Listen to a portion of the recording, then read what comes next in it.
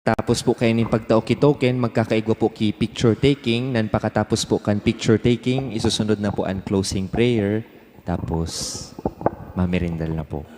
To Guti, Most Reverend Bishop Jose Alan Vidjalogo, ang samuyang dating kura, Reverend Father Benny, ang samuyang kura paroko, Father Noel, maray na hapon asin sa mga karabahan. Tuguti bo akong basahon inio na introduksyon antes magtao kay pasasalamat token ang grupo.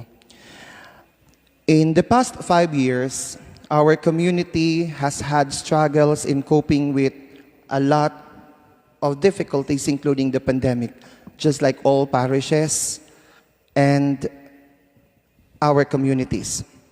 But out of this experience emerged the better version of ourselves as we reach out for our brothers and sisters in the different communities in our municipality. Sa panahon kan samuyang dating kura, kami na mga naglilingkod bilang laiko, as in partner kan sa tuyang kura sa paglingkod sa simbahan, nakamati manin pag-reach out sa mga tugang ta sa manlain-lain na mga lugar sa bilog na barangay. Aram ko laing lang ako, ang first time malibot ang 34 barangay kan sa tuyang Banwaan. Ang mga kairibahan ko iyuman, dawa haloy na sa Magallanes. Salamatunon, Father Benny, for the leadership and for the inspiration na pagdara kang mensahe nin pagkamuot sa laog ng Eucharistia, papaduman sa mga komunidad sa konkreto na pagpaabot manin pagpadaba.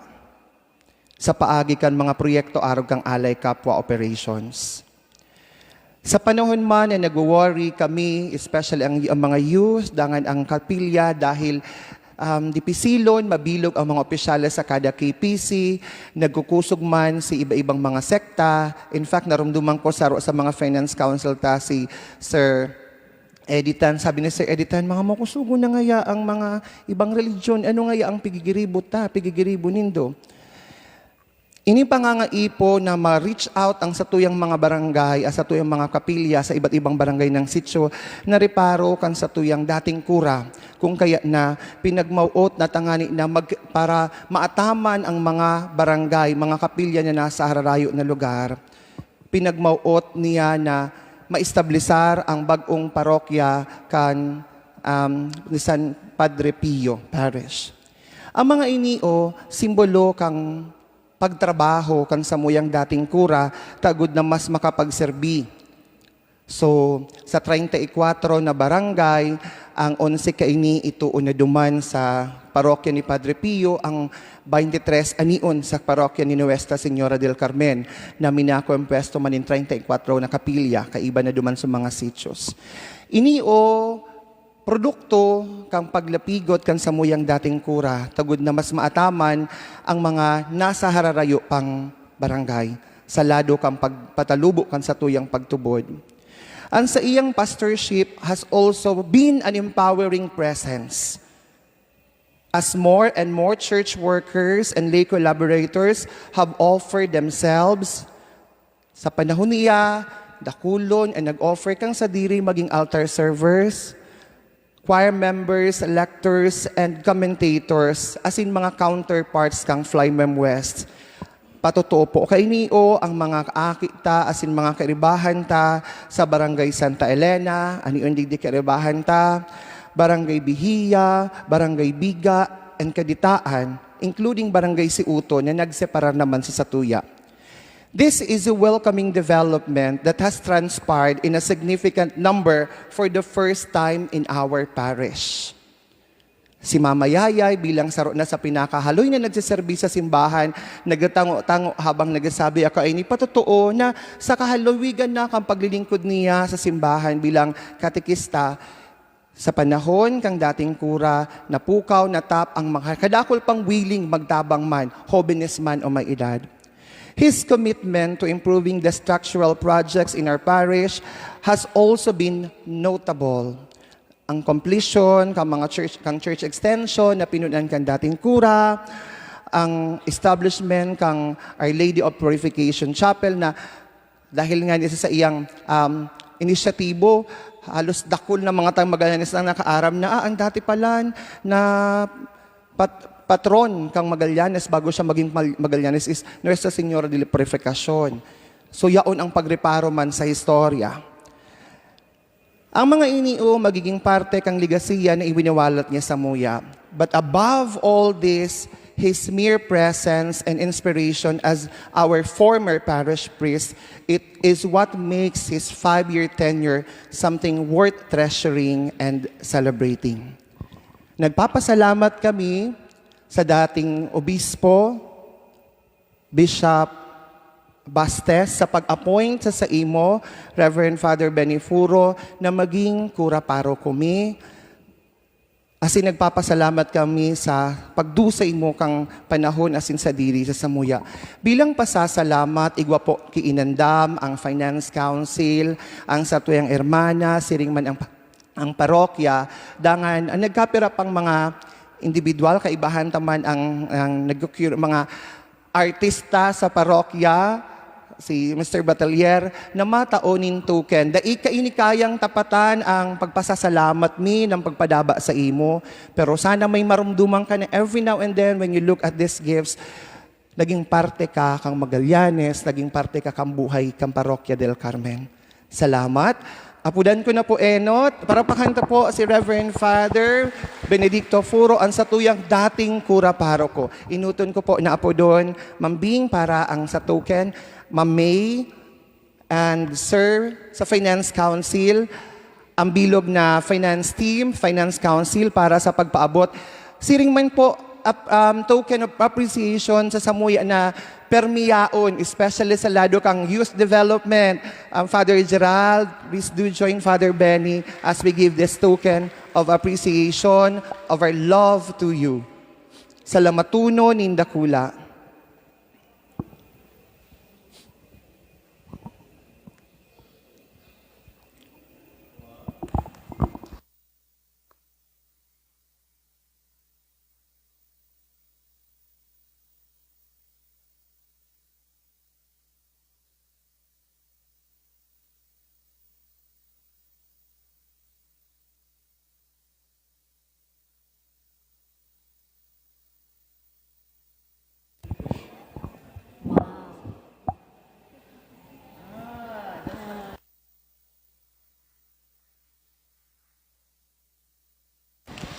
So ini po, Father Gerald, sa diri ko pong gibo, sa oras mo na po ini, so ini lang po ang short message ko for you.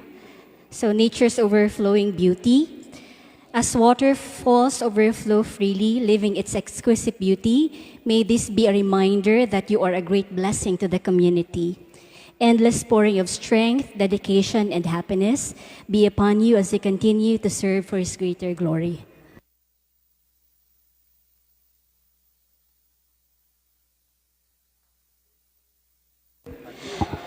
Kay Father,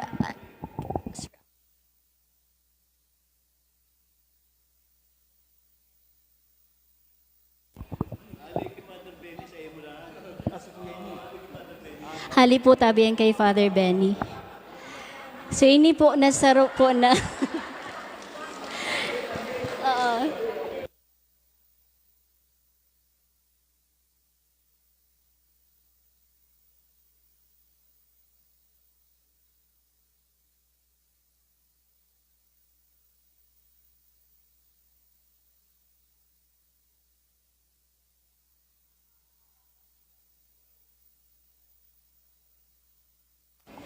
So that symbolizes Father Gerald.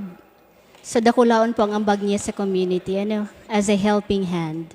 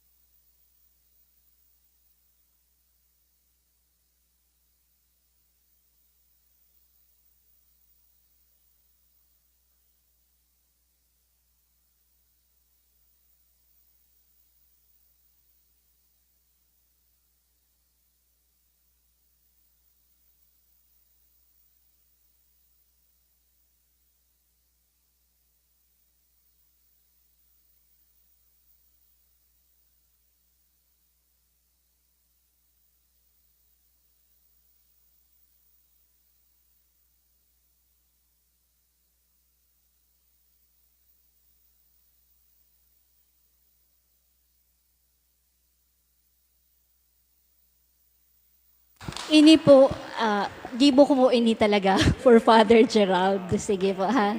Okay po. Siya na po, day mahali sa tape. And the last one, for Father Benny. So, yadi po sige na.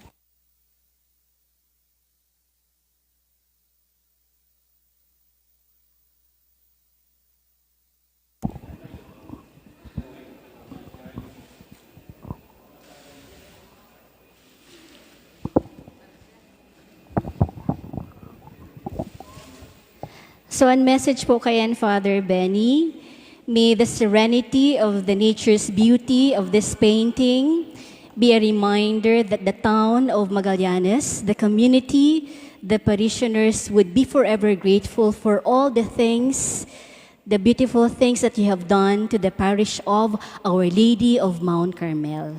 So, thank you so much.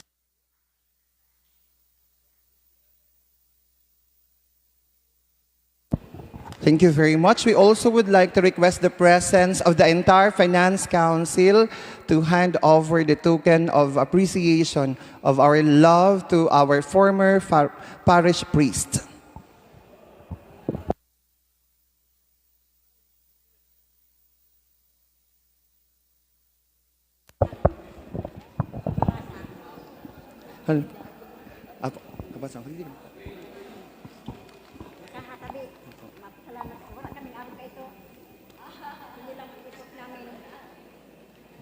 We request the entire Finance Council to please do join Sir Lubendino, Sir Tan,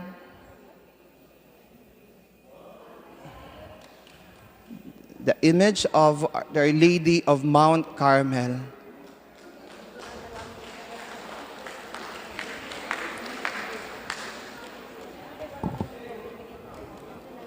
Just like as you are always a part of the Holy Family of Bordeaux, you will always be a part of the Our Lady of Mount Carmel Parish family. Salamatunon. Father Benny, ang Kapilya Pastoral Council kang Bakalon, igwa manin mensahe para sa imo, tuguti po ako na basahon. Sabi niya, din nga kaming tuke na maitatao, pero igwa nga kami nin pabalon. Sabi, salamat tunon, tabi sa Indo, hali isa sa muyang mga puso, Father Benny Furo, Father Gerald Borja, Father Roque Bitangcourt, and welcome, main po, Father Noel Espaldon. Salamat tunon sa Kapilya Pastoral Council kang Bakalon. Siring man, Mama Nini, Ma'am Dolores Wedem para sa satuyang mga padi.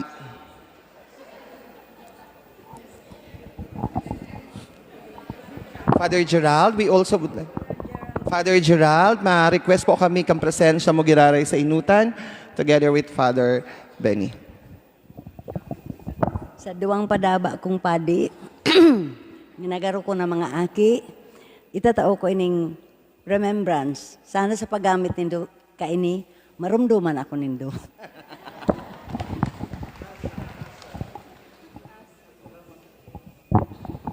Parapakan po niya to ang satuyang duwang padi, sa satuyang pasalamat sa iya. Parakpakan taman po ang satuyang kura paro ko Father Noel Espaldon.